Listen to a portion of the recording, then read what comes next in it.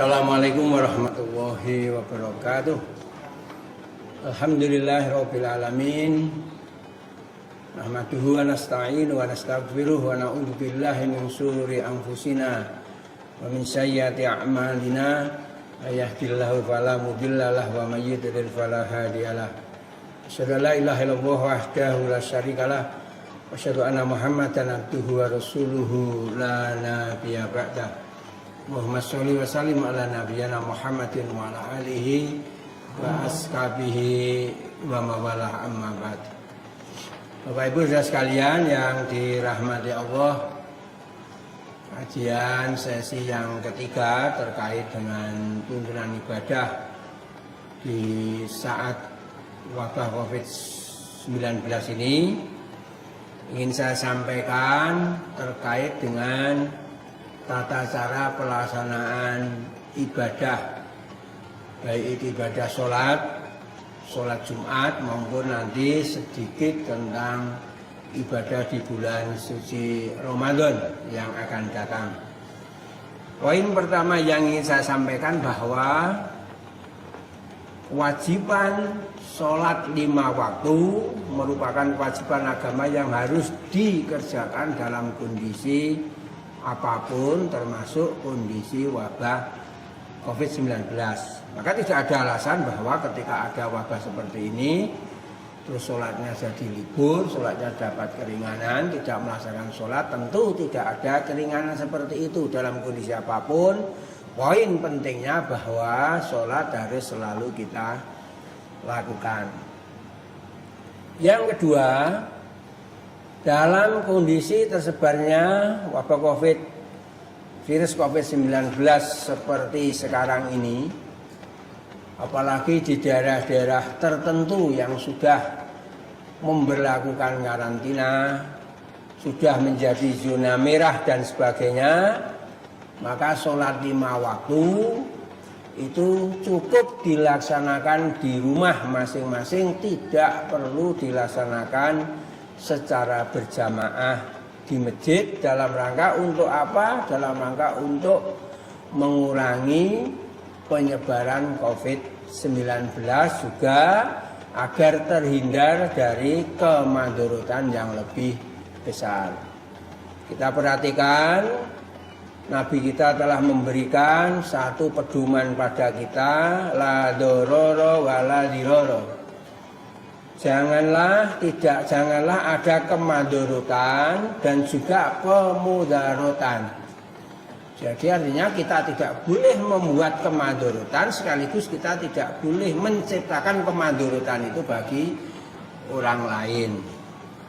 Lalu dasar yang kedua, dalam hadis riwayat Abu Dawud disampaikan bahwa barang siapa yang mendengar adzan lalu tanpa udzur dia tidak melaksanakan atau pergi ke masjid untuk melakukan sholat secara berjamaah, maka sholatnya tidak diterima. Lalu ketika sahabat tanya, wahai Nabi, apa yang dimaksud udzur? Itu ternyata khaufun au maradun. Udzur itu adalah rasa takut dan penyakit. Artinya apa? Nabi telah menjelaskan ketika terjadi rasa takut, terjadi ada udzur seperti yang kita alami, yaitu berupa penyakit seperti ini, maka tentu sholat jamaah tidak perlu dilakukan di masjid. Utamanya untuk daerah-daerah yang memang sudah betul-betul dinyatakan zona merah. Kalau daerah-daerah tertentu barangkali masih aman pun, ketika harus melaksanakan sholat jamaah tentu harus memperhatikan protokol yang diberikan oleh pemerintah, bahwa jarak physical distancing, jarak antara satu jamaah dengan yang lain itu harus memenuhi persyaratan minimal 1 meter. Umpamanya tidak usah bersalaman dulu secara fisik.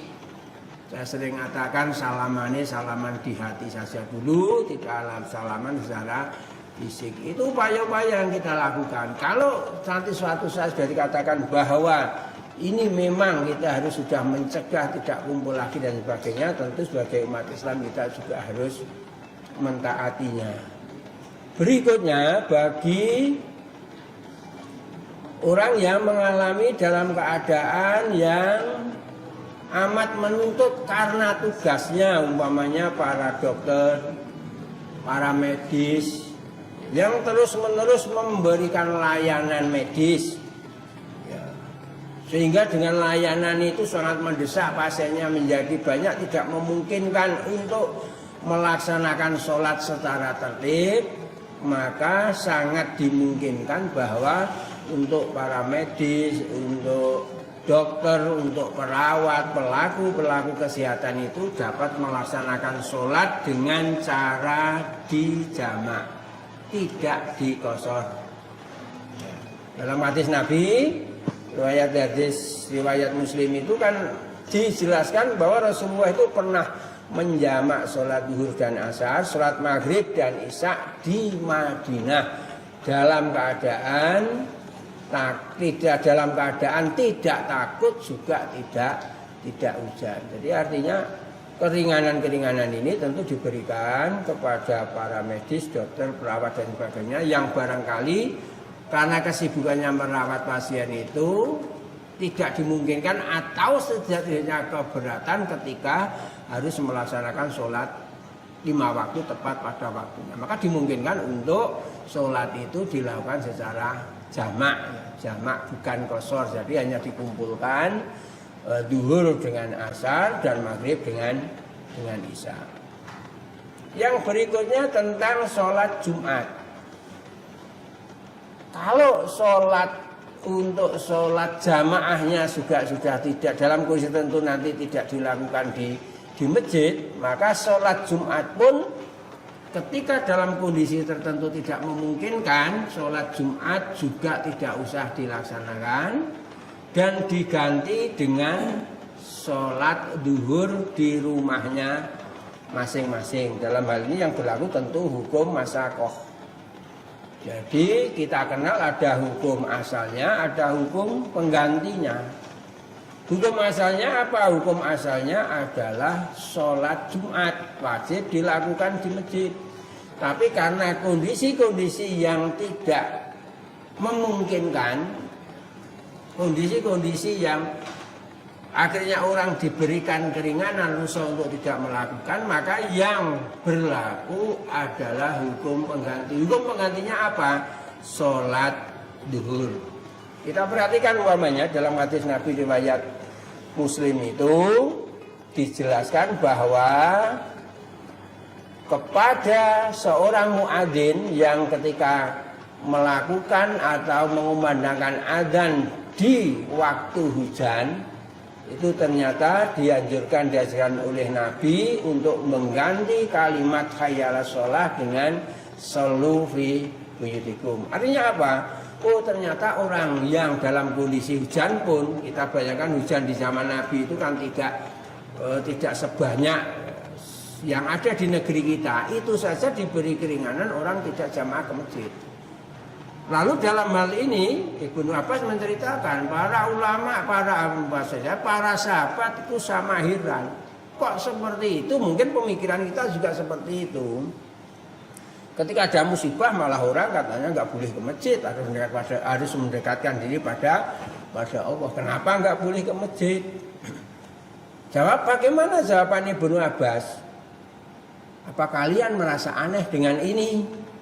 Sesungguhnya hal ini telah dilakukan oleh orang yang lebih dahulu, lebih baik dari kita, lebih dahulu dari kita, yaitu Nabi Muhammad Sallallahu Alaihi Wasallam. Maka sesungguhnya sholat Jumat itu adalah hal yang wajib, azimah. Namun aku tidak suka memberatkan kepada kalian sehingga kalian berjalan di jalan yang becek dan jalan yang licin. Artinya apa? Oh, ternyata dalam hadis ini dalam kondisi hujan jalannya itu becek, jalannya licin. Tentu dapat kita bayangkan beceknya, licinnya jalan di Jazirah Arab tidak selicin sebecek jalan yang ada di negeri kita. Itu saja boleh orang tidak sholat Jumat, tidak jamaah di masjid. Tentu dalam kondisi COVID-19 ini, yang ketika orang itu berkumpul akhirnya dapat menimbulkan kemaslahatan yang lebih besar, maka berlaku satu kaidah usul fikih darul mafasid muqaddamu ala jalbil masolih. Jadi menghindari kemadharatan itu harus diutamakan daripada mendatangkan kemaslahatan. Artinya apa? Sholat jamaah itu maslahatnya banyak. Tapi ketika kita mencari maslahat terus itu timbul madharatnya tersebarnya virus COVID-19 dalam hal ini tentu dalam kondisi seperti ini mencegah kemadharatan itu harus didahulukan daripada mendatangkan kemaslahatan. Dan berikutnya tuntunan bagi muadzin. Tadi sudah saya singgung, ketika dalam kondisi-kondisi yang jamaah tidak usah ke masjid, ya, kemarin ada tanya tidak usah ke masjid, maka muadzin mengganti kalimat hayyalah sholah dengan shollu fi buyutikum atau shollu fi rihalikum. Dengan kalimat seperti itu mestinya kita bagi umat Islam itu paham, oh ketika terjadi seruan shollu fi buyutikum itu berarti jamaah tidak usah ke masjid lalu sholat di rumahnya masing-masing. Lalu berikutnya yang sering jadi pertanyaan, tanggal 24 April 2020 nanti itu masuk bulan suci Ramadan 1441 Hijriah, bagaimana Pak untuk pelaksanaan bulan suci Ramadan, amalan-amalannya bagaimana? Puasa di bulan Ramadan itu menjadi kewajiban kita bersama dalam kondisi apapun. Tentu yang berlaku siapa yang wajib, siapa yang boleh meninggalkan, yang harus mengqadha, siapa yang boleh meninggalkan dengan membayar fidyah dan sebagainya, sudah ada ketentuan dan itu berlaku dalam kondisi seperti ini sekalipun. Dan nanti tentu fikih Ramadan akan bicara ini. Lalu yang kedua, amalan-amalan yang di situ mengumpulkan orang banyak, umpamanya seperti sholat tarawih yang harus dilakukan, yang biasanya dilakukan secara bersama-sama berjamaah di masjid. Maka dalam kondisi seperti ini, sholat tarawih itu cukup dilakukan di rumahnya masing-masing. Bisa saja nanti mengambil waktu, umpamanya sepertiga malam terakhir itu lebih utama, itu lebih bagus. Tapi intinya bahwa sholat tarawih itu cukup dilakukan di rumahnya masing-masing. Lalu orang juga berpikir lagi, Pak, kalau Ramadan itu sedekah itu pahalanya besar sekali, bagaimana nanti? Biasanya ada tradisi takjil, ada tradisi kalau di kampung di bagian ada tradisi jaburan dan sebagainya. Saya kira sedekah tetap saja bisa dilaksanakan. Sedekah tidak harus menunggu orang ke masjid.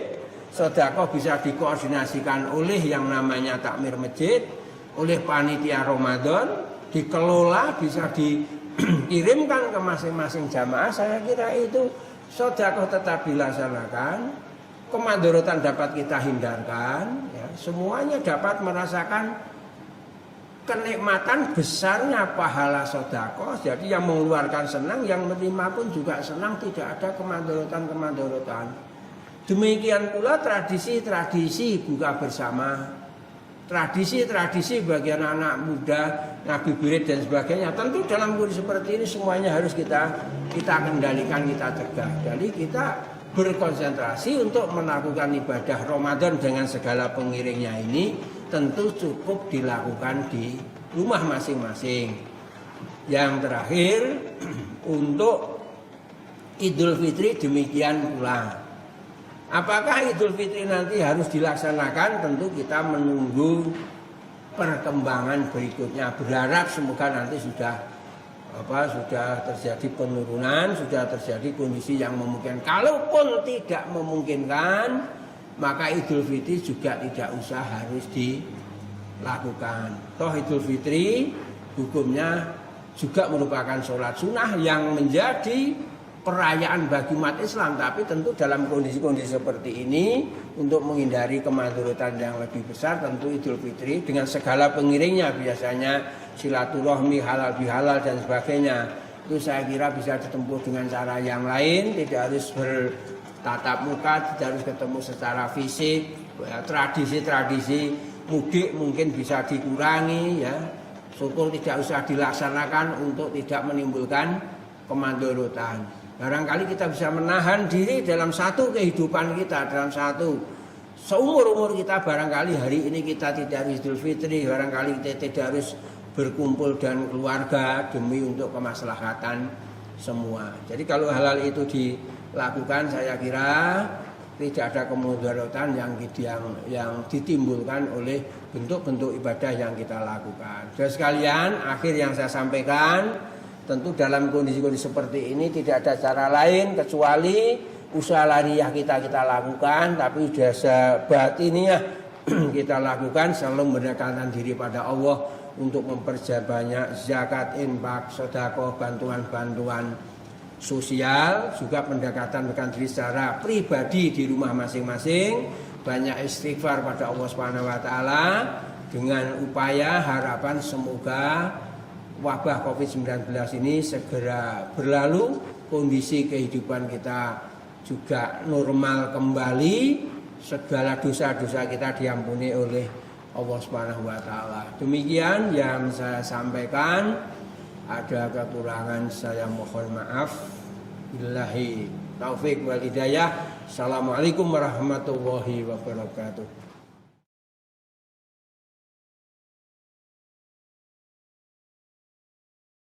Didukung oleh